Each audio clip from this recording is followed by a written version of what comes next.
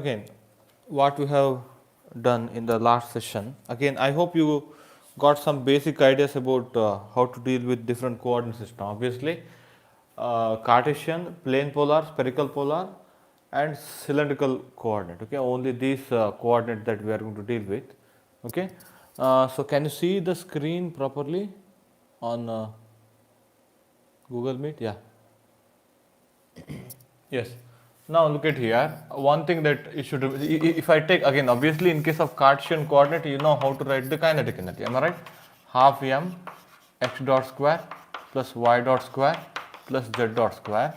We call this one as actually Vx, Vy, Vz. Am I right? This x dot as Vx, Vy, y dot, Vz as z dot. Okay. We shall deal with this coordinate system and much more idea in the electrodynamics. Okay, not again here it is not much needed. Only thing is you should able to write kinetic energy term properly. Okay, so that's the only idea. Now again this is in case of Cartesian coordinate. If you go for plane polar, suppose this is the initial axis. Suppose somewhere here you have particle, isn't it? Suppose this is theta. The particle can have two component of velocity. One is Vr, radial component. This is R, Vr, radial component. Other one we call that one as I think tangential component, V theta. This is along R cap. This is along theta cap. I think I have explained, isn't it? Only this idea is needed to solve problem in classical mechanics. Okay, where Vr is nothing but R dot dr by dt. Okay, V theta is nothing but R theta dot R into d theta by dt. Okay, and we are going to write our kinetic energy is equal to half m Vr square plus V theta square. Is that okay? Because I can write my vector V vector is equal to Vr into R cap plus V theta into theta cap. Isn't it?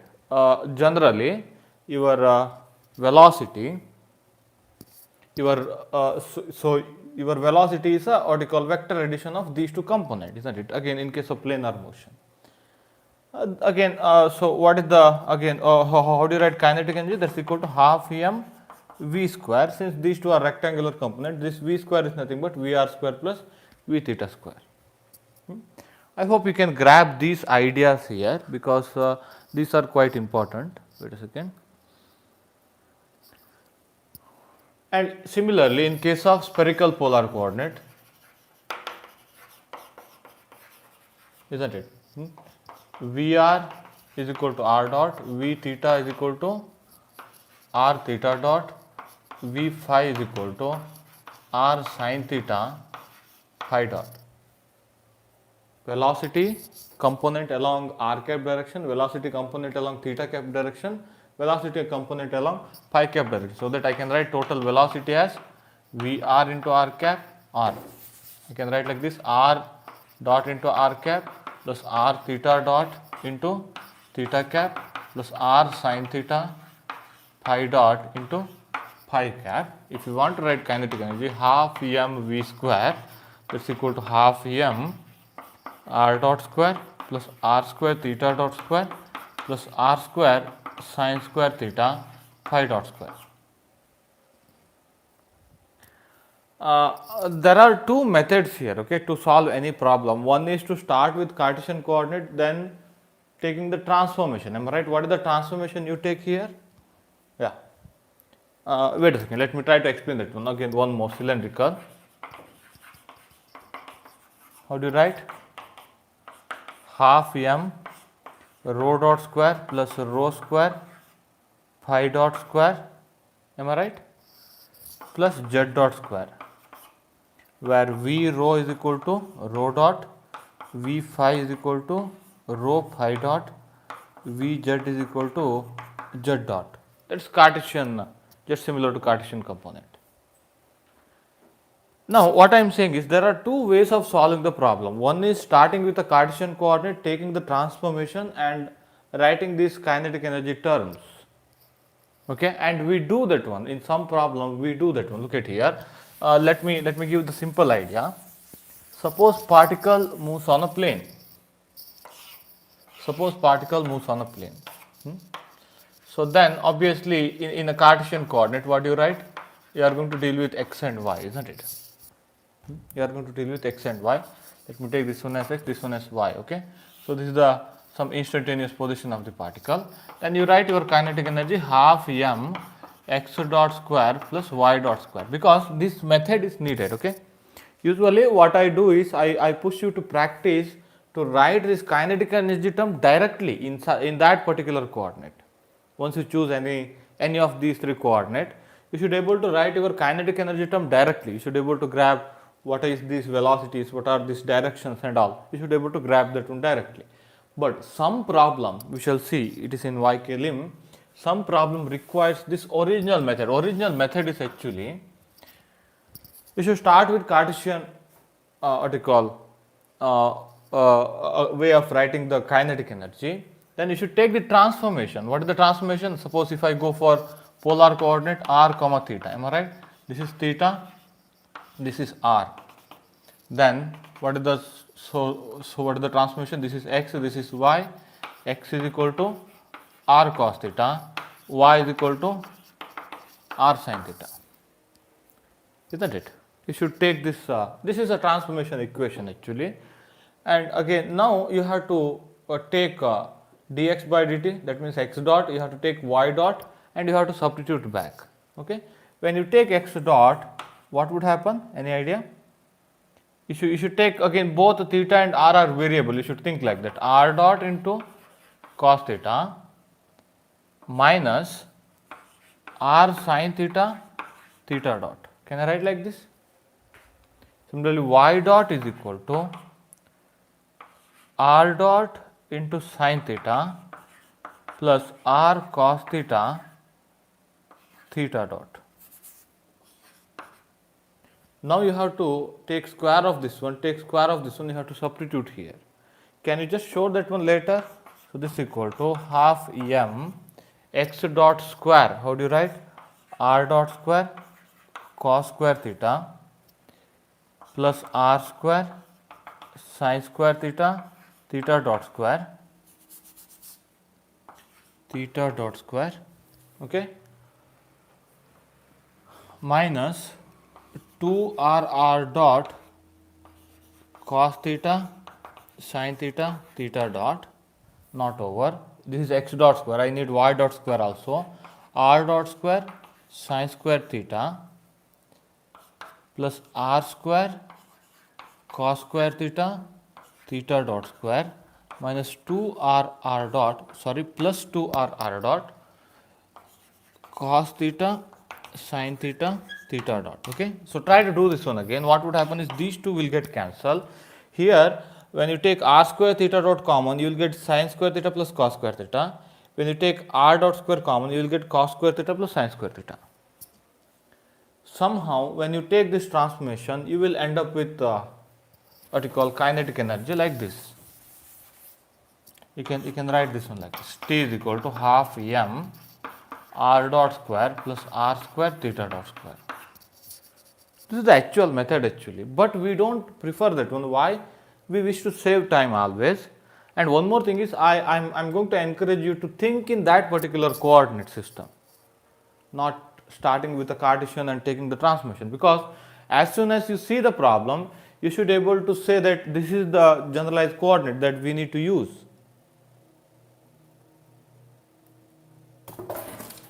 Wait a second.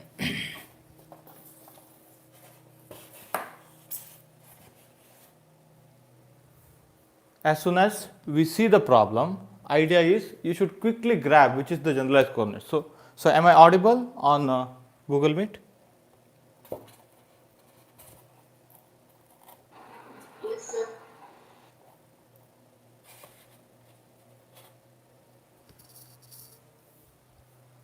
So that's why I'm expecting you to write this one directly, but you should know this method also, because for some problem, very again a less number of problem, but for them we need to follow this method. We can't write directly. Let me tell you why and again how to deal with that kind of problem.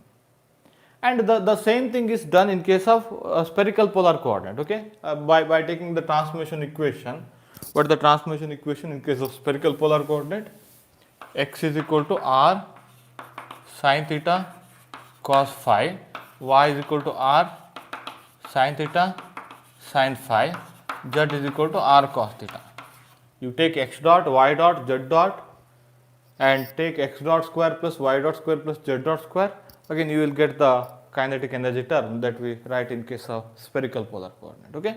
But that's quite lengthy, definitely.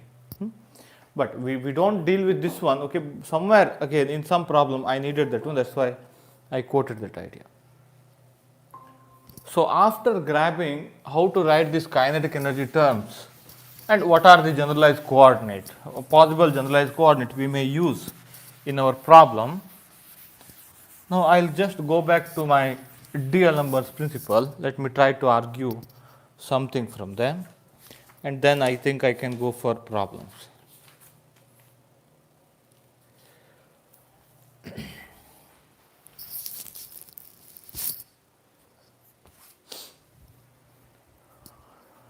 D'Alembert's principle, am I right? That was summation over I, Fi applied forces minus Pi dot Pi vector dot delta Ri is equal to 0. We have taken the situation where constraint exists actually, where constraint exists. So that's why this Ri, these are not all independent. Ri, these are not all independent. That's why we can't put this part equal to 0. Constraint force exists actually. That constraint force again may lead to some what you call connection between the coordinate, isn't it? That's what happened in case of all constraints, holonomic constraint that I am talking about. Again, whenever holonomic constraint exists, you got what you call some relation between the coordinates that happened, am I right? By avoiding, by saying that this part is 0, isn't it? What is that? The work done by the what you call constraint force equal to 0. Again, constraint force exists, but what we have stated? We have restricted our system to the situation where this part is 0.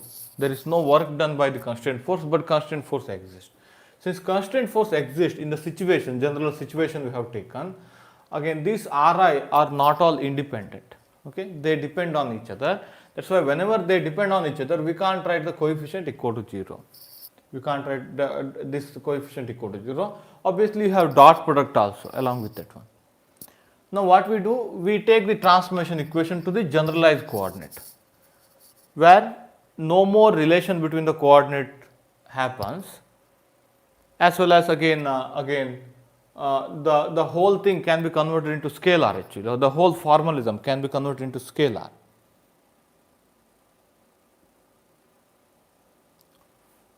I think Rup he's asking some question, so can you just put that question again later? Accelerated frame. We take inertial frame only, okay, right now to write anything. Yeah, anyhow. What we do here is we take transformation equation to the generalized coordinate Ri, Q1, Q2 and so on up to Qn, comma T, okay, where n is nothing but 3n minus k, or this is nothing but degree of freedom, okay. There will be as many generalized coordinate as that of degree of freedom, okay, degree of freedom after imposing constraint. Are you getting my point? Don't take again number of particle and take maximum possible degree of freedom. So net degree of freedom after imposing constraint, I hope k holonomic constraint, that's what we have taken, isn't it? Now look at here, then you can start deriving the things here. So let me do some of these steps that may be needed in the problem, okay. Look at here, Vi vector, okay. How do you write Vi? Again, velocity of ith particle. This is I is equal to 1 to n actually, okay.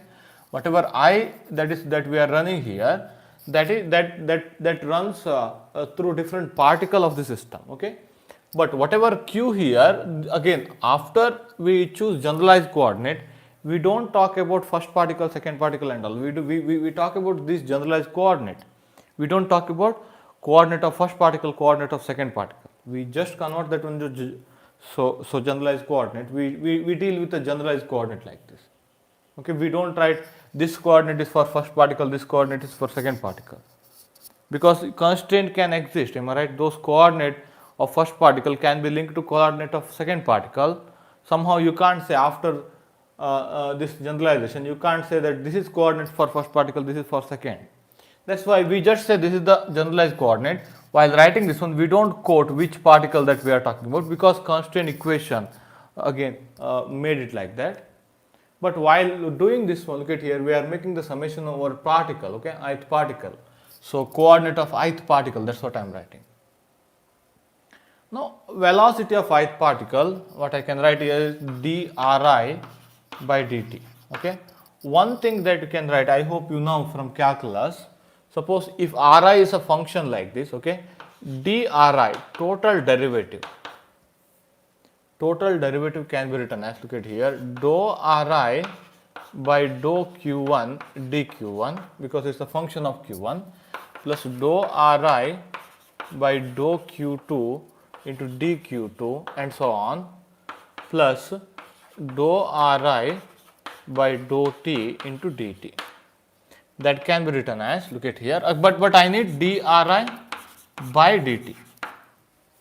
I need dri by dt. If I write that one, what would happen is this part becomes a kind of summation. So that summation over, we write it like this, summation over some k, dou ri by dou qk dqk by dt. I am just dividing whole thing by dt here. I am just dividing whole thing by dt. Then what will happen? dq1 by dk dt like this. dq1 by dk, we write it as q1 dot. Here qk dot, k term, plus only one term which contains time derivative, that is dou ri by dou t. dt by dt is equal to 1. So this is how you can write velocity of ith particle as a derivative of your generalized coordinate and all, okay, in some relations. And one more thing that he is going to define, that is your virtual displacement. Here you get the idea. Now look at here, if you take ri, okay, now while taking this dri, you have taken derivative with respect to time also, because this dri, it was the displacement that happens with respect to time, definitely. That's how we can define velocity. We can't define velocity using this virtual displacement. Again, quite conceptual part, I mean quite bookkeeping part, this virtual displacement. Now I think you will get much more idea when I write the mathematical statement for virtual displacement. So this delta ri, again you have to imagine it's a function of generalized coordinate only, okay. This displacement happens by freezing the time. So that's why this delta ri, that contains only this part. Suppose let me write only this part, this will not contain this part, okay. That is dou ri by dou qj into dqj. There is no divide by t, that's why I have just written like this. Now look at it, there is no time term. Actually, if this displacement happens with respect to time, I should have written dou ri by dou t into dt also. I should have written like that. But this change that happens by freezing the time, that's why this part doesn't exist. Okay, it is again from calculus. The equation is from calculus, where ri is a function of qj actually. But while writing that one, we don't take time part, because again this displacement happens again with no change in time. That's the assumption that we take, okay. Again, just take this. Again, I am not going to do full derivation. Let me skip some part here. Yes, tell me. Yes. Why we need virtual displacement? No. Again, that is quite conceptual. I think in the last class we tried to discuss that one. Wait a second.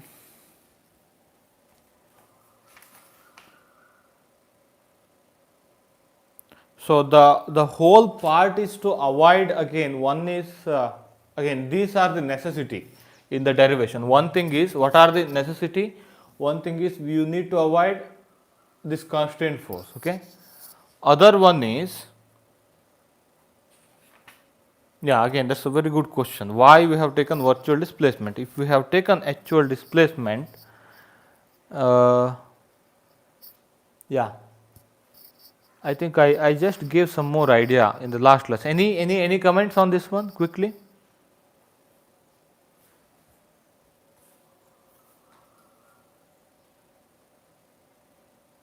I think that may be because of derivation only. Okay, I think yes. Actually, this was quoted by Balakrishnan sir himself. I mean, when we met him, he said this. Yes. Only D. Alembert knows why he took this virtual displacement, because Okay. in later centuries, what happened is we derived this equation of motion by means of Hamilton's principle. Yeah, again So your so action Einstein integral. never uses this D. Alembert's principle. D. Alembert only knows why he chose his thing. And Virtual one more displacement. physical interpretation, we cannot give that, because that whatever this virtual displacement comes out of variational principle, which is actually a purely mathematical technique. Yeah. We shouldn't try to make sense of that that thing. So what finally they do is, this virtual displacement happens to be always perpendicular with the normal force, and they treat it to be zero. So I mean, that's what, so this is what you are saying. I mean, work done. So better way is to not to deeply think about this Virtual displacement. because it doesn't give any physical sense. It's just a pure variational principle technique. That's it. Have you heard that one? There is no physical interpretation on this one. That's why I was also thinking that it's a bookkeeping term. Wait a second. What I am thinking here is, yeah, the derivation, actually this is the historical derivation. Am I right? Again, another way of deriving is again using variation principle. Again, pure mathematical technique. We call it as Hamilton's principle. That is the next chapter actually. Again, I am not going to derive over there, but let me define Hamilton's principle. Okay, and yeah, that is there. I think there also we have to state Hamilton's principle, isn't it? We should not question that Hamilton's principle. Again, it's a kind of a postulate, and then using that Hamilton's principle, we can derive the same thing. Doesn't have any sort of virtual displacement at all. Yeah, but Hamilton's principle itself is a kind of statement. Am I right? Again, a kind of postulate that we have to grab and we have to derive. Yes. But here there is no postulate like this. Again, our Newton's second law. That's what we have used, isn't it? Yeah, that's correct. That may be correct. Okay, whatever you said, there may not be any virtual displacement. Again, physical interpretation. It might have used to derive. That's it. Yes, That's sir, why. that's because finally we make it a zero. We are going to not use that thing at all. No, again, we don't make it zero. We don't make it zero. We shall deal with it. We somehow convert the whole thing into dq, dqj, so that again all of those dqj's are different. Okay, so that's why better not to do full derivation. But maybe if you are in MSc, I think you may need some derivations. Okay, like this, you better learn that one. MSc or BSc. I think, as I remember, in BSc also they used to ask this derivation of Lagrange's equation. Okay. Yeah. Then one more thing along with this velocity and this one. Yes, tell me. Sir, this dqj should be replaced by delta qj, I think so. Yes, that should be delta qj. That's correct. Delta qj. Delta qj. Just similar term, but in place of d, we have delta. That's a small change. D means infinitely small change. This is a finitely small change. You can say like this roughly. Okay. Now again, one more thing that you need in the derivation, and again this somewhere I found some question somewhere, that is dou vi by dou qj dot, dou vi by dou qj dot, that is equal to dou ri by dou qj. You need to prove this one. Okay, so can you try to prove this one or try to remember? So try to prove. It is there in Goldstein. Okay, or if you take JC Paul, somewhere in some problem I found this one. Okay, I found they were expecting this one. Is that okay?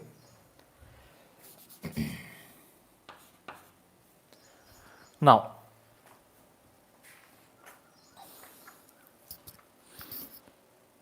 after again one more thing that I need is again this one. Again, what we do is we somehow we take Fi dot delta Ri. Am I right? We are going to deal with this kind of what you call equation here. When you take that one, what we do is later we don't take this applied force. Okay, we take only F, that is applied force, that is noun actually. Now what we do is again this delta Ri, we are going to substitute that one. When we substitute that one, look at here. I'm doing a part of the derivation that is needed for the problem. Okay. Later I am going to state directly. Fi dot, how do you write this delta Ri? Summation over j dou Ri vector by dou Qj into delta Qj. Okay. That is equal to summation over double summation. I can take the summation outside, I comma j Fi, or let me write two different summation only.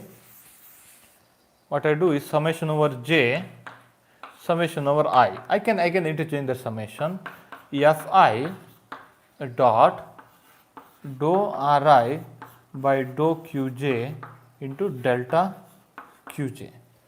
Now what I do here is I am going to combine these terms and I am going to write that one as summation over j Qj, okay, because this is corresponds to again you made the summation over what you call particle. So this whole thing is corresponds to this jth generalized coordinate. Okay, that's why this whole thing I am going to write it as Qj. So into delta Qj. Can you see this one? This one is equal to this one. This one is equal to this one. So that's why when you take analogy here, look at here. When you see the Newtonian part, again this whole thing is a work done. This should be of the order of energy, and this is a force. Am I right? Now what we do is this whole thing should be also of the order of energy. We call this as generalized force. Okay. It need not be of the order of Newton actually. So you better to take some statement. Wait a second. First write this one. Qj is equal to, what is Qj? Summation over I Fi dot dou Ri by dou Qj. We call it as generalized force.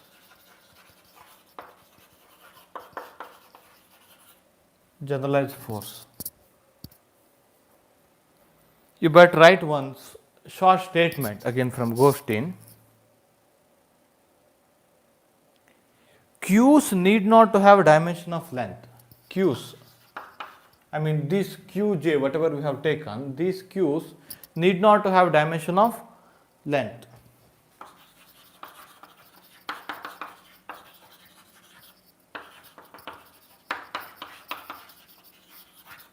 Is that okay? Because the best example is your polar coordinate, am I right? Theta, pi, those are not dimension of length, am I right? But those are coordinate, isn't it?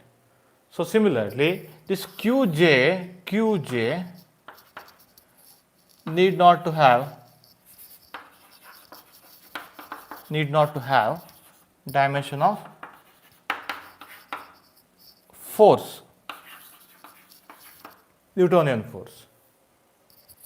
Okay, but this Qj into Qj, delta Qj, Qj into delta Qj. How do you write? Qj into delta Qj, or again just Qj into Qj, whatever. Okay, this product, this should have the dimension of work, because we equated these two, remember, don't forget, this is the equation that I need. Okay, so this kind of question that they have designed actually.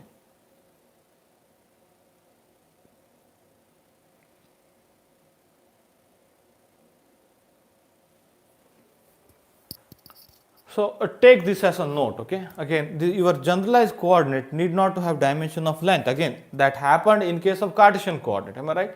Your coordinates have the dimension of length, whatever the force you use, that's a Newtonian force that you write. Am I right in terms of Newton? The dimension or the unit that you are going to use is a Newton, isn't it?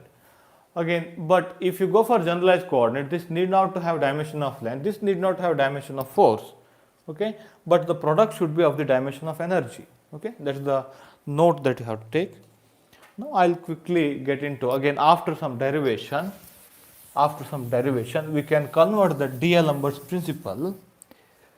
We can convert the D'Alembert's principle. Remember, this Q1, Q2 and so on up to Qn, these are our generalized coordinate and they all are independent of each other. There is no more equation connecting them, okay. That's why when we convert, what would happen is we can write summation over J d by dt of dou T kinetic energy by dou Qj dot minus dou T by dou Qj minus dou T by dou Qj minus this capital Qj delta Qj is equal to 0. Yeah. We can convert the whole equation into this type where everything is scalar. Look at here. No more vectors involved here. Now in this one, again, we have stated that these are generalized coordinate. So that's why there is no more equation connecting them. That's why all of them are independent of each other. That's why all of these terms are also independent of each other. Then this equality is valid when all of these individual terms are 0. Is that okay? Again, we can write d by dt of dou T by dou Qj dot minus dou T by dou Qj is equal to Qj, where j runs from 1, 2 and so on up to n. How many this kind of differential equation exists? So number of differential equation is equal to number of degree of freedom, or number of differential equation is equal to number of generalized coordinate exist. Is that clear?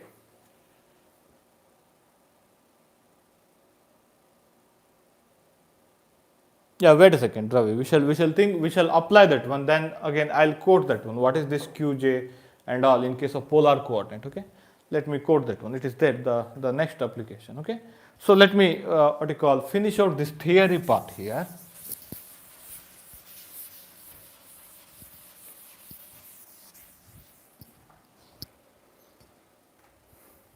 Now remember, even though we write only one equation, there are many set of equations. Again, how many equations we have? As many equations as that of number of generalized coordinate. Okay, definitely the whole problem is simplified because number of generalized coordinate is always less than total number of coordinate required. Again, before constraint, isn't it?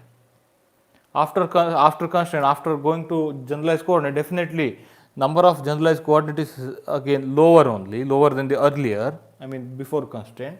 That's why definitely we have simplified the problem. Okay, remember. And one more thing, one more achievement is nowhere we have vector thing here, isn't it? We have to just choose generalized coordinate, we have to define kinetic energy. Later we can convert this one into potential energy, we shall see that one. Okay, in case of conservative field. Now this is the most general equation, and now look at here, I'll take a conservative field, conservative system, conservative field, conservative force situation where again force acting on the system is conservative. Again, when you say that force acting on the system, again best example is your gravitational force or your electrostatic force, those are conservative force actually. Okay. Again, what you remember on conservative force, Ritesh? I mean, or Pradipta, what you remember on conservative force? Can be written as a gradient of any scalar. Yeah, again you are taking pure mathematical thing. Usually, again in class 12th, I think as I remember, we defined as the work done is independent of the path, depends only on the end point and all. Okay, we shall have much more idea in electrodynamics. Okay, because where we deal with what you call vector calculus.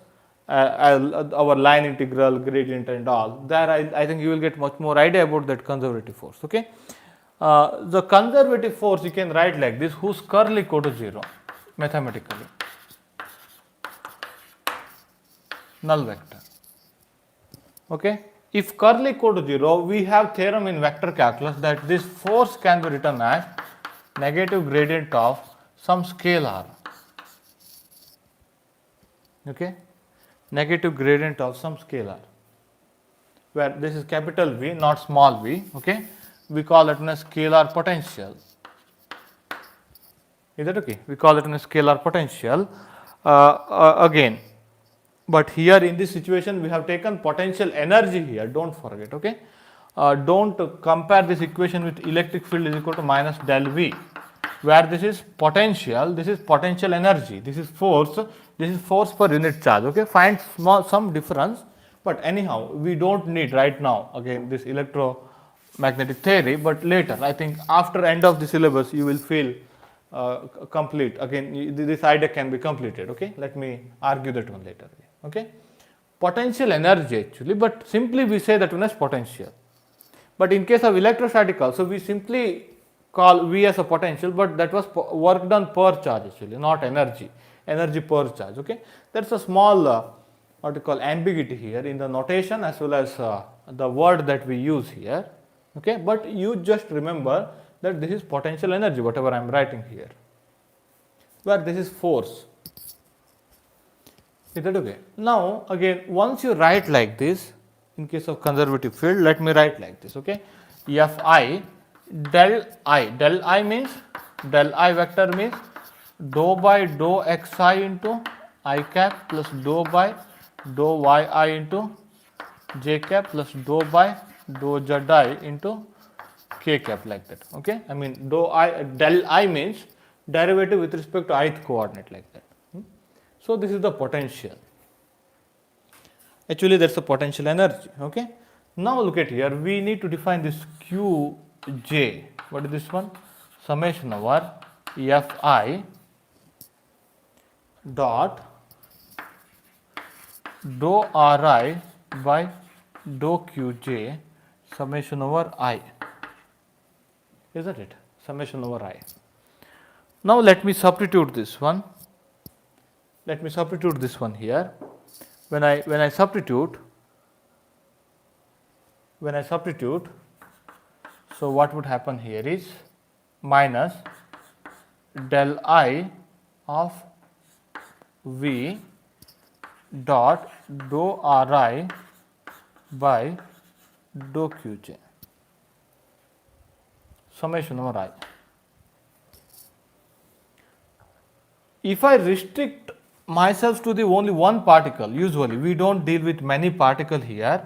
If you have many particles, again usually in case of rigid body, usually that's a system of many particles, but we deal with a different idea. Let me introduce that one later. But look at here, since usually we deal with a single particle or two particle like that. Okay. In that case I don't have to take this summation actually. If you take only single particle, only one term exists. So let me try to see what is this del V dot dou R by dou Qj. Okay.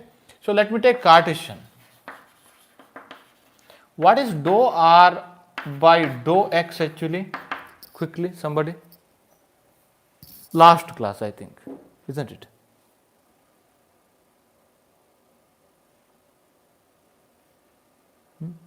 Yeah, again we shall talk about that generalized force. Okay. Again in the application, once we apply, you will understand why this need not have dimension of force. Okay. Wait a second. Now Cartesian coordinate. Again, what is this one? I cap. Yeah, that is x cap usually. Am I right? I cap or x cap. And again you have one constant, that is mod of this one, that's equal to 1 actually. Isn't it? Now when I substitute this one here, what would happen here is this equal to this del V, I can write as dou V by dou x into x cap plus dou V by dou y into y cap plus dou V by dou z into z cap. I take dot product with x cap actually. This is nothing in Cartesian coordinate. Okay, you can go for other coordinate system. When you do that one, what would happen is This is nothing but dou v by dou x. This dot product is nothing but dou v by dou x. Suppose if you go for polar coordinate, polar, suppose you take a qj is equal to theta, suppose. So what is this your del v in polar coordinate? Anybody remember? I think Pradipta, I think you may remember that one, am I right? What is this one? R cap by 1 dou by dou r of v. Dou r of plus 1 by r, dou by dou theta of Yeah, theta cap by r, dou by dou theta of v, isn't it? plus Phi cap by r sin theta, r sin theta. dou by dou phi of v, am I right? Yeah. Now again along with that one, what I need dou r by dou theta. What is this one? This is theta cap multiplied with h theta. I have taken h theta, isn't it? What was that h theta? R, isn't it? Yesterday's again last class discussion, isn't it? Now when you substitute this one here, what would happen? This r theta cap dot theta cap equal to 1. Again the rest of our dot product is 0. 1 by r here, so that you get dou v vector by dou r by dou theta. You will get this equal to dou v by dou theta. Observe this one. Again you get this term actually 1 by r into r will get cancelled. That's why what I can write here is generally this can be written as dou v by dou qj. Qj can be written like this, dou v by dou qj. Remember, in case of conservative field, in case of conservative force field. I hope you got that idea. Okay. Again, a kind of derivation. I can write this whole thing as dou v by dou qj. Now look at here, our equations can be simplified here. D by dt of, remember in case of conservative field, this potential is a function of coordinate alone.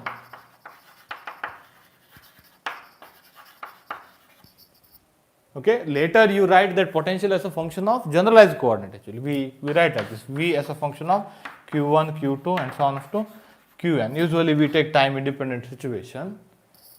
Potential is a function of coordinate alone, okay, don't forget that part. Obviously, in case of conservative field that would happen here, okay. When I write F5 vector is equal to minus del V, this V we call that one a scalar potential. In this case it's a potential energy which depends only on the coordinate. It will never depend on velocity, okay, in case of conservative field. Your potential is a function of coordinate alone, okay. Whenever you say conservative force, your corresponding potential is a function of coordinate alone. You should remember that part also. Curl of force is 0, force can be written as derivative of scalar potential, and again potential is a function of only coordinate. That also you should remember, okay. It will never, potential will never function of q dot actually. That would never happen in case of conservative field, okay. Now look at here, let me go back to my equation, d by dqj dot of t minus, again sorry, dou here, partial derivative, dou t by dou qj dot dou t by dou qj is equal to capital Qj. That capital Qj, in case of conservative force, I am going to write dou v by dou qj. Then what I do here is, I'll take this one here, but I'll do one small manipulation. Look at here, dou v by dou qj dot, that's equal to 0. Why? I said v is a function of coordinate alone. V doesn't contain qj dot, partial derivative. Partial derivative means, again, when you take partial derivative, you have to keep all of the variable, rest of all variable constant, isn't it? So since v is not a function of velocity, v is a function of coordinate alone, this partial derivative is 0. That's why what we do is we write it like this, d by dt of dou by dou qj dot of t minus v, where only first part is non-zero, second part is 0 here. dou by dou qj dot of v. Okay. So now minus, we take it here, dou by dou qj of again t minus v. Minus of minus plus will happen when it comes here. Can I write it like this?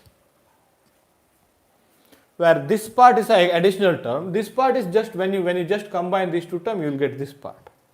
But this part is additional term to make whole thing comfortable. Where we define this t minus v as a Lagrangian. It all for our comfort actually. It's not any physical quantity. Is that okay? And when you see this one, actually this t is a function of q as well as q dot, sometimes t. This v as a function of actually, again we are dealing with a what you call conservative field. Okay, v is a function of actually q only. Okay, that's the situation that we deal with. So somehow we write the Lagrangian as a function of coordinate, derivative of the coordinate and time sometimes.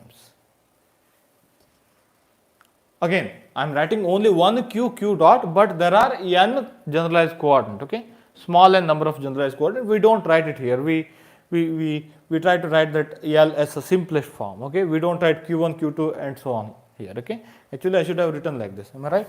L, I have to write it like this: q1, q2 and so on up to qn, q1 dot, q2 dot, and so on up to qn dot. It's a function of, okay, like this, and t. But we simply write L as a function of q comma q dot comma t. We simply write it like this. Okay, just observe that fact. Now this is the Lagrange's equation of motion. D by dt of dou L by dou qj dot minus dou L by dou qj is equal to 0 in case of conservative field, that L is equal to t minus v, isn't it? Where v is our what you call velocity independent potential. Okay, it depends only on the coordinate. Okay, in case of conservative field. Quickly, any question here? Now we need to apply that one. Okay, don't forget that this j is equal to 1, 2 and so on up to n. You have as many what you call differential equation as that of number of generalized coordinate. Okay.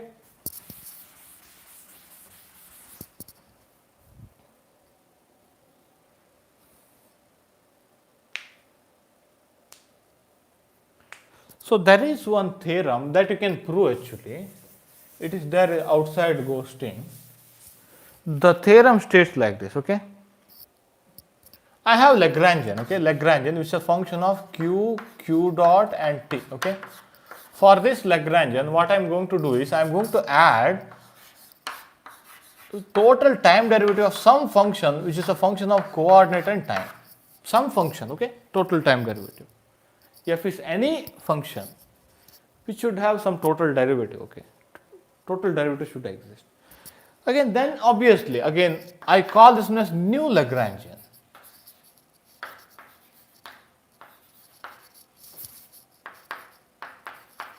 I call this one as new Lagrangian, and again by adding a kind of total time derivative arbitrarily, okay, very arbitrary, to old Lagrangian, I call this one a new Lagrangian. The surprise here is these two Lagrangian, again they are different, definitely you have added something, but they give same equation of motion. They give same equation of motion. This L and L dash, again Lagrangian is different definitely, but they result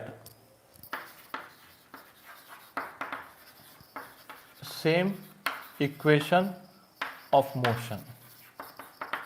Take a note here, they have designed a lot of questions here, but you will experience this one when we do many problem on that one, okay. Again, let me try to give some more idea on that one later, but right now you better have a note. Now again, don't try to give any physical significance, any physical meaning for L, okay. Look at here, it's all for our comfort that we defined L here, isn't it? To write equation in the more compact form, isn't it? So look at the situation. That's why don't try to give any what you call physical meaning for this L. Okay. Okay, it is needed. Once you define L, you can quickly get into the equation of motion. That is the idea. Once you choose generalized coordinate, once you write L, T and V should be written in terms of generalized coordinate variables, then you can quickly get into equation of motion. That is the idea. Now, so take this note, okay, if you add a total time derivative to Lagrangian, you will get a new Lagrangian, where that new Lagrangian and old Lagrangian will result into same equation of motion, okay. Even you can prove this one, it is there outside. Let me quote that problem, derivation. Again, I am using Ghostin third edition, okay. I hope you are also using the same thing. There are many very old book, don't use that one. I am using Ghostin third edition. Okay, in that one the problem numbers are 1, 2, 3 like that. Okay, suppose chapter 1, he is not writing 1.1 like that. Chapter 1, 1, 2, 3 and so on up to I think 24 problems are there. Okay, so like that again I am quoting problem number 8 over there. Okay, not problem actually. He divides his exercise outside the chapter into derivation and problem. Okay, this comes under derivation actually. Okay, but let me just quote that one, that is 8th one outside first chapter. Okay, and you need to have a note on 7th one also, note on 7th one also, or note on both 8 and 7. Okay, you don't have to prove actually, but you should have a note. And try to do this 9th problem also, but let me handle that one later. Okay, somewhere in the problem solving class, and I need some electromagnetism concepts also actually. Sir? Yes. Sir, this transformation is only valid if the derivative is with respect to time. Where? With respect to position can also be. Wait. This is true only when? Only when this is d by dt. If I replace it by d by dq. No. That's not true. That's not true. Okay. It is only when d by dt. Total time derivative. We call total time derivative some differentiable function. A quite surprising fact actually. Later, I think after electrodynamics, I think you will get much more idea why this happens. Okay, we call it as gauge transformation and all. Gauge transformation will not alter any physical situation actually. We have some choice in electrodynamics to choose some scalar potential and vector potential. Okay, there we can connect that one to that problem actually. This 9th problem is that one, but right now I feel little hesitate to discuss that one because I need some electrodynamics concept actually. Okay, gauge transformation actually, 9th problem. But anyway, again, after electrodynamics, while revising, definitely I am going to revisit this one because very important problem. Okay, this 9th problem, very frequent as well as very important problem. Okay. Now, this is one type, again, whatever I have discussed. In case of conservative field, you can define Lagrangian like this. But you have one more type of field or force situation of force, where again your velocity, again your potential is velocity dependent. We call it as velocity, special velocity dependent potential. I better write like this. There are many velocity dependent potential, but this potential is quite special. Okay, velocity dependent potential.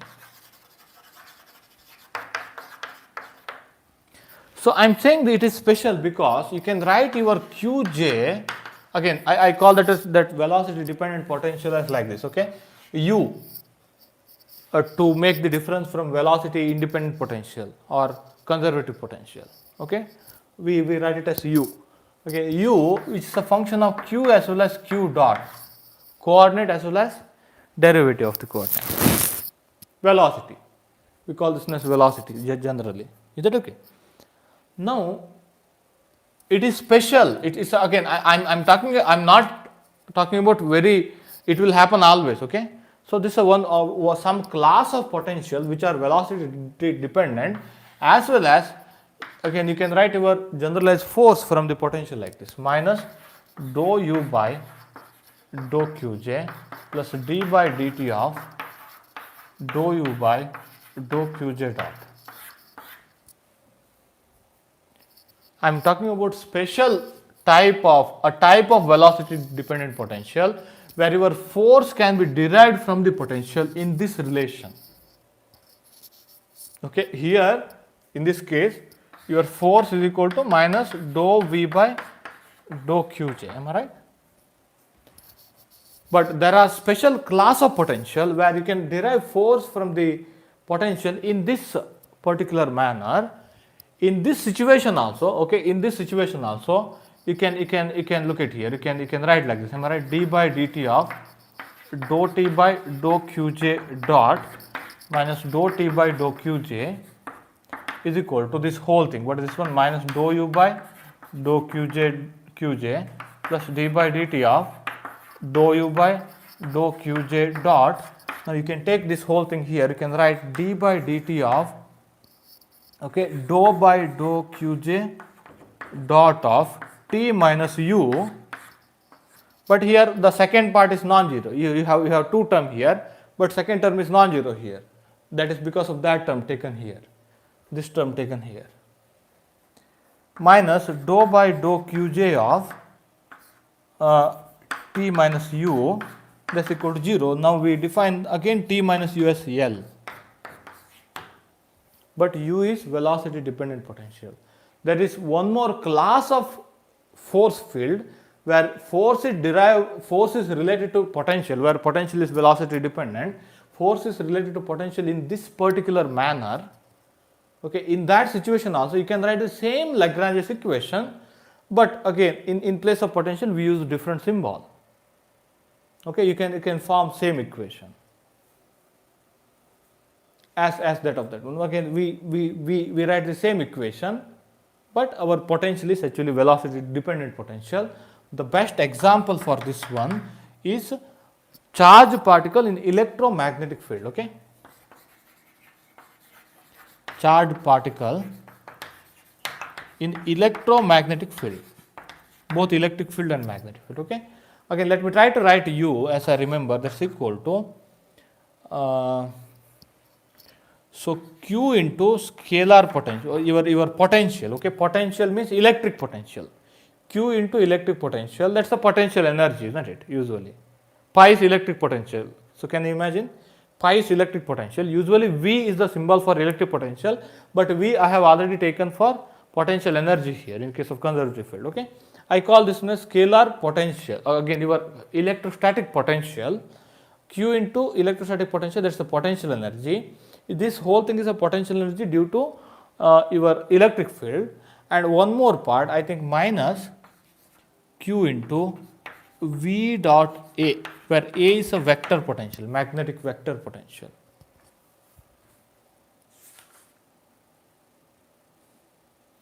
Minus Q into V dot A or A dot V. Charge particle in electromagnetic field is like this, okay?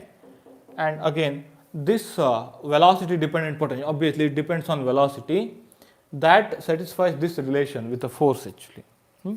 That is done in the next exercise in Goldstein, but I better to do it again while revising because we have some exposure to this electromagnetic theory, or let me do it in a article problem solving class.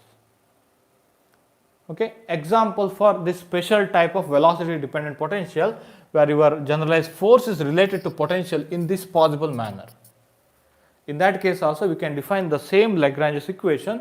You can define Lagrangian as kinetic energy minus potential energy again. Any question here? You better to remember this one also, because in some way, somewhere they design question. Again, that kind of question is there in Goldstein also. Okay, but remember again, we make it as a separate class because charged particle in electromagnetic field, that's very important situation, isn't it? Again, in our whole theory. So that's why we classify this one as a separate part actually, where everything looks same. Okay, when you consider with respect to conservative field, with respect to velocity dependent potential, everything looks same. Only thing is this V is different. Yes, tell me. Sir, that this Qj is there, no sir? Qj, generalized force. Yes. That is you written it as minus dou u by dou qj plus d by dt of dou u by dou q dot j, right? Qz dot, that's correct. Yeah, but in just dou u by dou q dot j. Instead of time. No, then again you can't form this kind of equation. Then what you have to do in that case, you should keep this qj as it is. You should not try to form this one. Okay. Suppose if you are discussing the situation where it is not conservative field, not of this type, okay, then you have to go to this equation, d by dt of dou t by dou qj dot minus dou t by dou qj is equal to qj. You should deal with this one only. Okay, this is a very original equation. We started with this one, isn't it? Okay, because again, if there is no d by dt, you are saying if it is like this, isn't it? Then definitely you can't form again Lagrange's equation as earlier, isn't it? Then go for very old equation, which is true for any type of force field. Okay, you just have to define that qj. That's it. Okay, sir. Thank you, sir. Yes. Only in this situation we define Lagrange's equation. Okay. Again, usually our restriction is on conservative field. Yes. Tell me. Sir, Goldstein is saying that this derivation for dissipative potential is only valid when the system is holonomic. When? When the system is holonomic, but where does the holonomic and non-holonomic part come from? Dissipative potential. Yeah, definitely the whole story is for holonomic constraints only. Okay. Even this derivation is also for, wait a second, j is equal to 1, 2 and so on up to n. This whole derivation is for holonomic constraint because again that holonomic constraint, again the whole discussion is restricted to holonomic constraint only, isn't it? Yeah, but where does it come in our derivation? Where does? It come in our derivation. Idea of holonomic constraint, isn't it?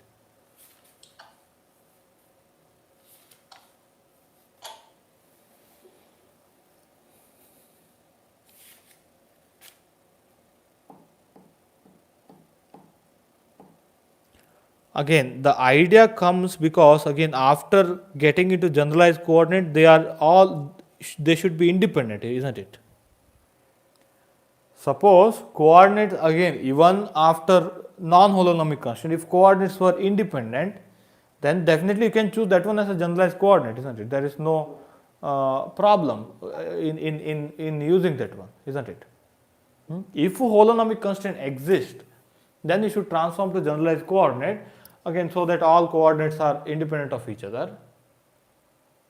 Again, only thing is you should make sure that there is no more equation relating the coordinate. There is no more constraint equation which relates and you just repeat that one. That's the only care that you have to take. That's why this is true.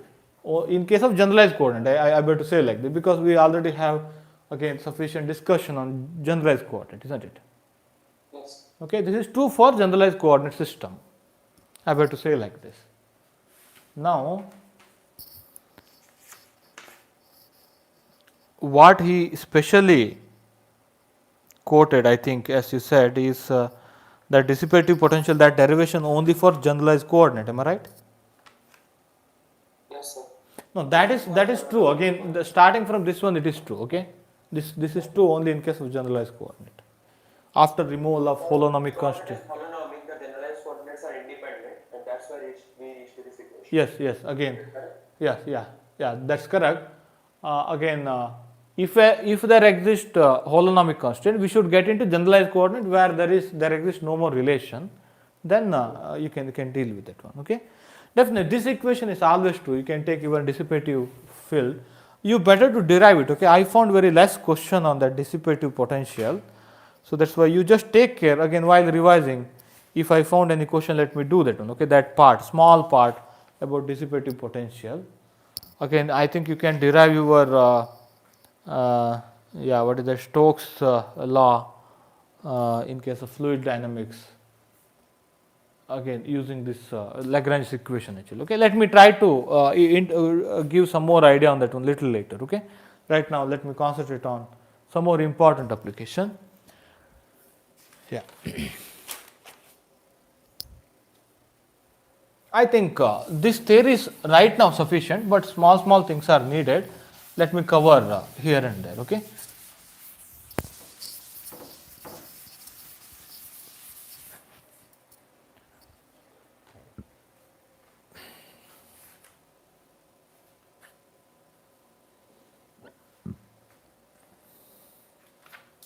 Now let me try to apply this equation, okay, rather than Lagrange's equation. Let me try to apply this one.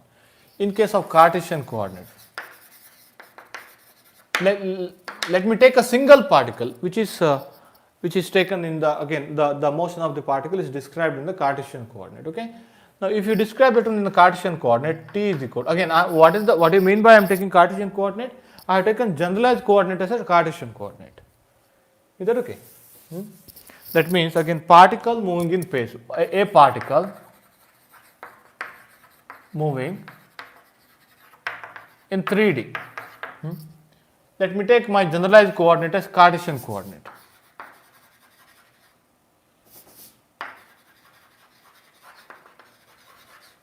Cartesian.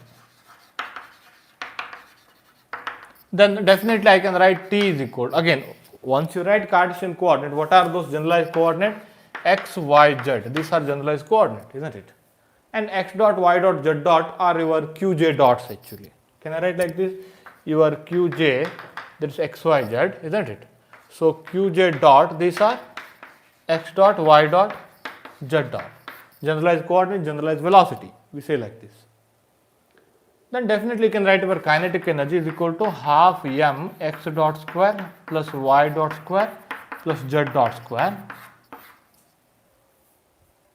Okay, again I got this part now. Once you write this one, I need to write this one, qj. How do you write qj?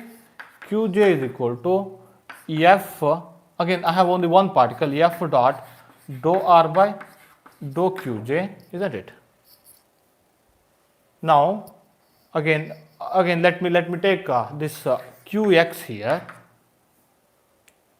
here. What is this one? F dot dou r by dou x. I hope you know this is x cap.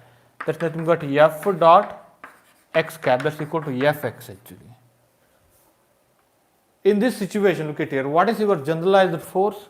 That is x component of your applied force. I mean, that is Newtonian force only. Why this is Newtonian force? Because x is a length coordinate of the dimension of length, isn't it? Okay. One of the possibility. Okay, one of the possibility. Similarly, what I can write is qy, that's equal to fy, y component of force, qz is equal to fz. I define kinetic energy, I define generalized force in this in case of Cartesian coordinate. Okay, in case of Cartesian coordinate, remember, since these coordinates of the order of length, okay, your generalized force is of the order of your Newtonian force, of the order of Newton, of the what you call unit. Again, you are going to take again unit of the force here as Newton, isn't it?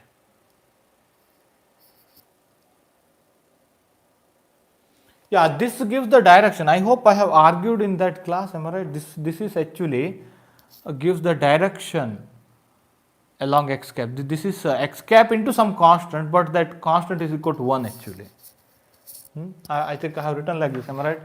Dou r by dou u I, that's equal to ei cap, where ei cap is the unit vector again along with the direction of this coordinate, which we write hi actually. Is that okay? This is the relation that we have taken yesterday, I think. Isn't it? And suppose if you take dou r by dou phi in case of spherical polar coordinate, that is equal to h phi into phi cap. This h phi is nothing but we have seen r sin theta, isn't it? So, but in case of Cartesian coordinate, dou r by dou x equal to 1 into x cap actually. That's what you better remember that one, because we use that one. Okay, I hope you dealt with that part. Now again, whenever this again, or let me try to argue in another way.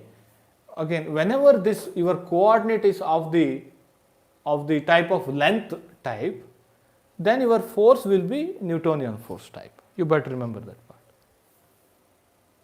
Now we should again I just defined. Now I'll just try to understand what does this gives in case of Cartesian coordinate. When I go to this one, look at here. Let me try to substitute all of them. T by dt of dou t by dou x dot. Okay. Again I have three equations because I have three generalized coordinate.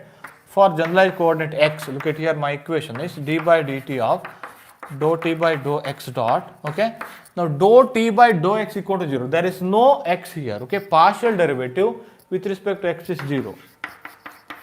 Dou x, that's equal to qx here.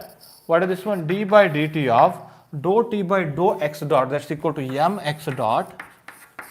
That's equal to dou t by dou x equal to 0 because t is not a function of x here. So that's equal to qx, that's nothing but fx. That is for this generalized coordinate x. Okay. Similarly, if you go for y generalized coordinate, you get d by dt of my dot is equal to fy. If you go for z generalized coordinate, you get d by dt of mz dot is equal to fz. Now our Lagrange's equation haven't again it is not telling anything new. What is this thing? Again, derivative of momentum is equal to, again, derivative of x component of momentum is equal to x component of force. Derivative of y component of momentum is equal to y component of force. Derivative of z component of momentum is equal to z component of force. It talks about Newton's second law, isn't it? But what we achieved, now again the question comes, isn't it? Again, if if this Lagrange's equation talks about again the same thing as Newton's second law, what we have achieved here? Now one thing you should observe that again we got this one by defining scalar things. We got components, definitely you got information about vector by defining scalar things, kinetic energy. Again later in case of conservative field you define potential. By just defining scalar thing you got the what you call equation of motion, one thing. Other one is you got the generalized what you call rule here. Okay, you got the generalized formalism here actually.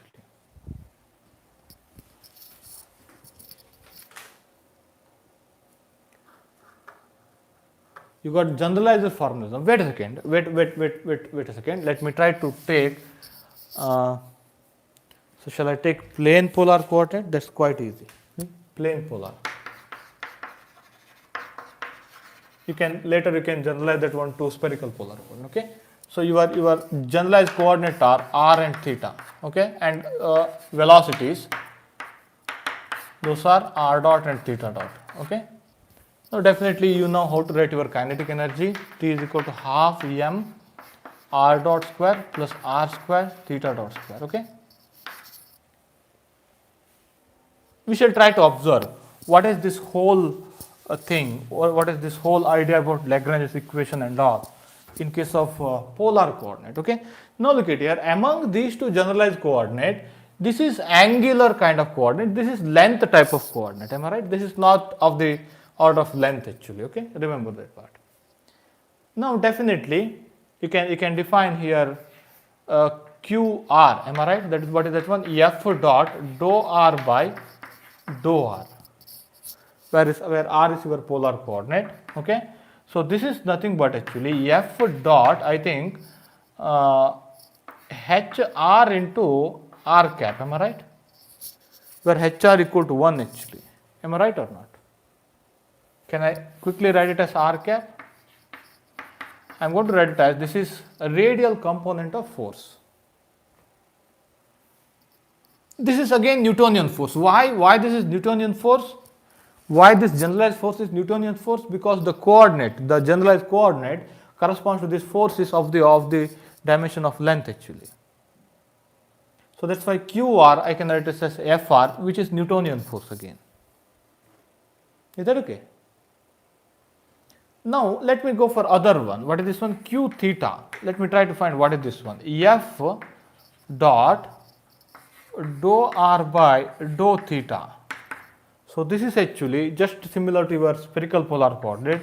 This is nothing but I think r into theta dot. Sorry, r into theta cap. This part dou r by dou theta, h theta into theta cap, just similar to your spherical polar coordinate. Now this is nothing but, look at here, f vector dot theta cap. I am going to write it as f theta, component of Newtonian force along theta cap direction, okay, into r. Into r.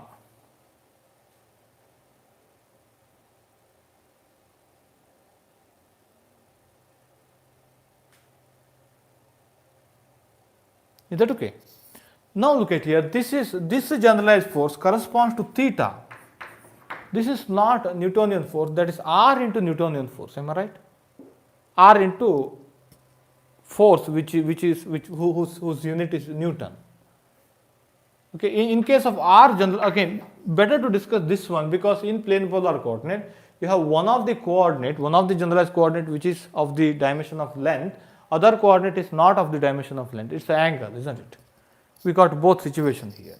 In case of Cartesian coordinate, all three coordinates are of the dimension of length, that's why you don't feel anything different, okay, all are kind of equivalent. But here you can find the difference. Again, this is a radial coordinate corresponding generalized force is nothing but your Newtonian force along r component of force. But for theta, your generalized force is r into f theta, which is torque actually, which is torque. This is force, this is torque actually. But in case of our Lagrangian equation, we write only one symbol. In case of Newton's law, we write f and we write tau for this one, am I right? Both are different actually. In case of Newton's law, the definitions are different actually. Definition of force and torque, those are different.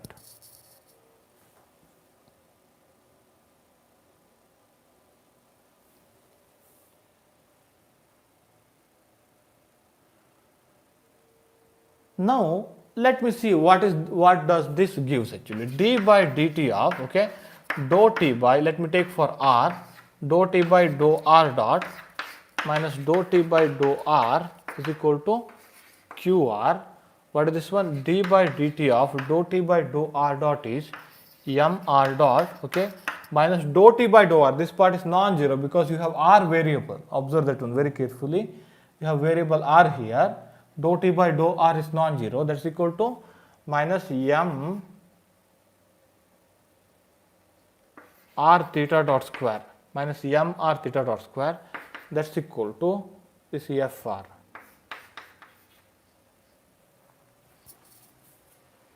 M r theta dot square.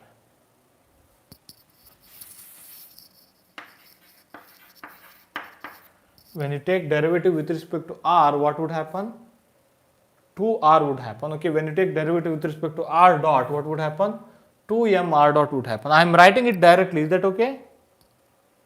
I am writing this partial derivative directly. Are you getting my point? Again, dou t by dou r dot, how do you write? Again, half m 2r dot. Isn't it? This 2 got cancelled, m r dot, okay? Dou t by dou r.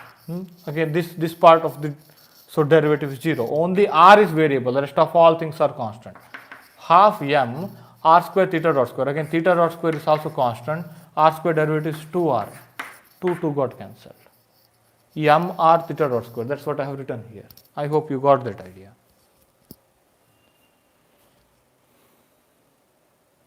Now, actually, this is your famous centrifugal term actually. This is derivative of r component of momentum minus some centrifugal term, that's equal to r component of force actually. This also Newton's second law in case of what you call rotational kind of motion, am I right? You can write like this in case, not in case of linear, again not in case of translation motion, in case of rotational kind of motion or motion along a curve actually. You get this situation, isn't it? And again, so theta part, we shall see that one, d by dt of dou t by dou theta dot minus dou t by dou theta is equal to q theta. What is this one? Dou t by dou theta dot. This is d by dt of, when you take derivative with respect to theta, what would happen? M r square theta dot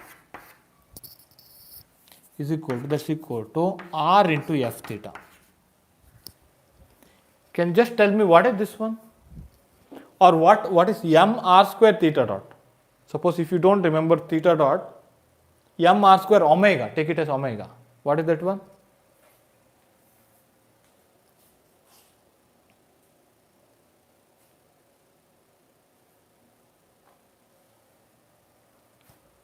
Yeah. This is nothing but your angular momentum actually. This is nothing but your torque. That's another type of Newton's law, am I right? Again, in case of angular thing, the rate of change of angular momentum is equal to torque. This statement is that one actually. Is it clear?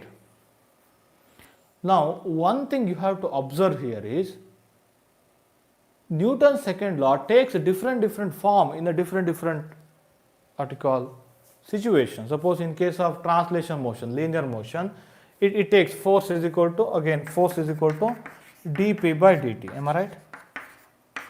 In case of rotational motion, you take again your torque is equal to dl by dt. Am I right? Your Newton's second law, it has a different format in case of different situation.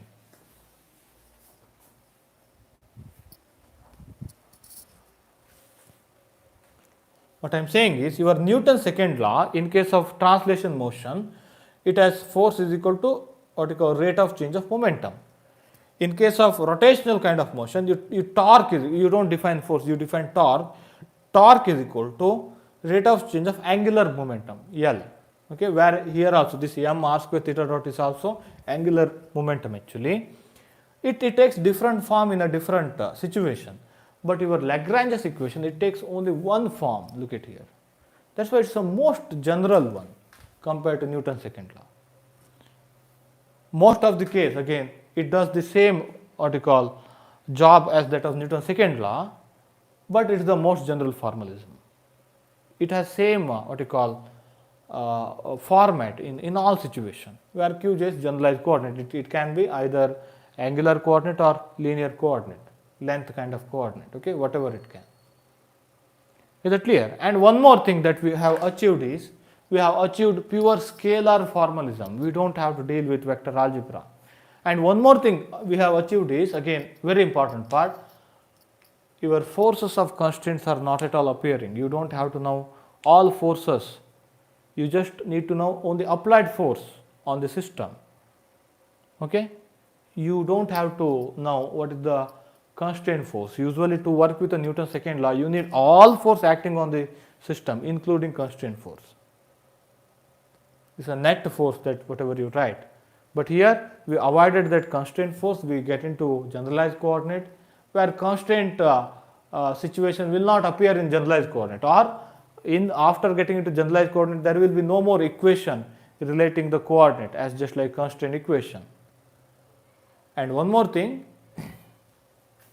we got into very what you call generalized formalism, where our this, if you take this is a equation of motion is a law, just similar to Newton's second law. It takes same format in all situation, but Newton's second law takes different format actually. That's why again we have generalized the whole thing and we have simplified. We don't have to know constraint force actually, and we can avoid our vector algebra, isn't it? Since we have to define kinetic energy and potential energy here to deal with this one. Later we don't deal with this equation, okay? I just have shown what are these, again, what these equations are telling, okay? Later we just deal with our Lagrange's equation in terms of L actually, okay? Because that's quite easy. Any question? Sir, Yes, tell me. why Qj and Qj dot have to be independent of each other? No, again, while taking partial derivative, isn't it? So, but generally, if Goldstein also writes that Qj and Qj dot are independent of each other, but its position and velocity are independent of each other. Yeah, you are treating that one as a variable here, and they are independent of each other. Independent means while taking partial derivative, I think that may be, yeah, this is a very Is it good. independent in the sense that at a given position I cannot tell where the particle to go? No, wait a second. What I am saying is always this position and momentum are very independent only, but here we are talking about position and velocity actually. Now, how to mathematically say that they are independent? Am I right? Because while taking partial derivative, we treat rest of all things as constant. Yeah, let me think of that one. How to argue that? Logically, we can think like that. Like at a given position, velocity can be in any direction. Not necessarily at a. Yeah. Again, there is no yeah, definitely. If you take even any example, your position and velocity they are not what you call one is not a function of other actually. Usually, ultimately, you should assume that position is a function of time, velocity is a function of time. Time is independent variable. Is that okay? Yeah. Partial derivative, okay? So deal with that one. I think let me apply this one in the next session, okay? Into the actual problems, just like simple pendulum, spherical pendulum, like that, okay? So take a break. I'm running. Yes, tell me. Yes. What is the name of all the forms in case of spherical polar coordinate corresponding to phi coordinate? Wait, can you repeat again? I just. Corresponding to the R in as you did like in plane polar coordinate, we can say F of R Newtonian force because R our corresponding dimension R has dimension length. Yes. Right? Yes.